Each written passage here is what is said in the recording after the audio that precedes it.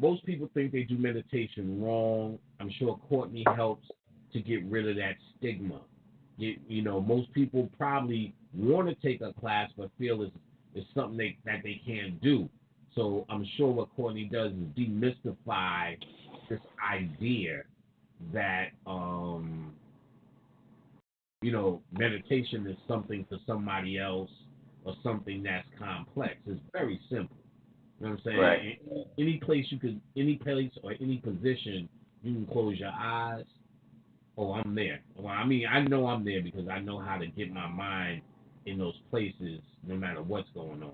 Like I said, in fact, my father, one of the greatest things he told me after he found out I was still meditating around age 16, 17, he didn't realize, because I was like, yo, I'm doing this shit ever since we were little when he taught me, and I'm like, I don't see nothing happening. And he was like, you still meditate? What in the fuck?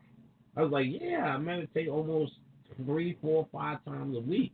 I said, the only thing that happens when I close my eyes, my vision, like, even in the darkness, I could see it, like, pulsating back and forth. He was, like, shocked. I said, yeah, I could do that at will. He said, that's called alpha state. And he said, that's everything any guru is trying to go to and stay in. I said, I could go there and stay in there as long as I want. I said, I could do that almost when I'm talking to you. He was amazed that I could go into alpha state like this. I was like, well, I'll turn everything off. I'll go into quiet. So then he said, well, try to meditate to the sounds of New York City. Now, what he was saying was, think about this. Every single day, well, this is one thing I noticed. Dane will tell you this. We live in Queensbridge. There's a bridge right over our projects, pretty much. It's a nice bridge. That's what makes it Queensbridge. That's what makes it iconic and probably one of the most wonderful views you will ever have in the ghetto. You understand what I'm saying? And at night, especially when everything is calmed down, and even during the day, but at night when it's calmed down, you hear the echo of the cars going over the bridge. You know what I'm talking about, Dave? It is probably one of the most peaceful and calmest sounds, hearing those cars go over the bridge. Yeah. It's like an ocean. Well, the river is right near us, too. So we hear the river. What I mean is it becomes, people get satisfied by an ocean. Yeah, I truly understand what you're saying, but here's where I'm going with it. I had a boy named Rollo. I was talking to Rollo, Dane, and I'm like, yeah, because he's like, what sound? I said, just listen. He said, yo, I've heard that all the time, but I never noticed it. Right. So what this means is this sound is a constant in his subconscious mind. And this is where you're trying to go. So for him to meditate to that sound, or even me, because this is one of the ones I grew up with, is the thing to do. Just like any country nigga should meditate to crickets. California has a sound. Whatever that fucking sound is, know what I'm saying?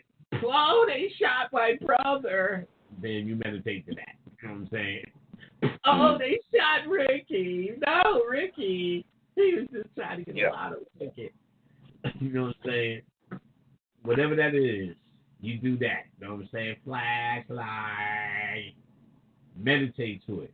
My father said, meditate to the sounds of New York because it is the soundtrack of your subconscious mind. Right. So you, instead of trying to find quiet, try to find a sound to focus on. Yeah. So he said he used to meditate to the sound of the trains in New York.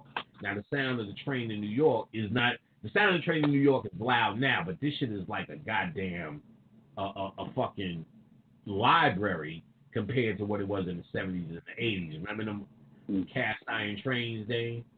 You would hear that, whee! Remember that squeak when it would hit that curve? Yeah. Shit. And that fucking, it was just shaking. It was the loudest shit. He said he would meditate and have out-of-body experiences to that. Now I started meditating to that noise and started going out.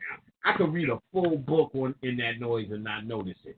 If one person is talking, I can't read. If 100 people are talking, I'm going. I can zone out to it. All in practice. So you gotta focus in on what you zone out to, which is usually in the background. And man, it's probably one of the most phenomenal things you can do because it is the sound of your subconscious. So it's not really hard, and it's not really as rigid as you think. And those are the things you go through in Courtney's class. That's perfect class on how to meditate, because that's pretty much the problem most people weren't into. Are they doing it right? So she can help you. So you don't have to be nervous. You need to sign up for that.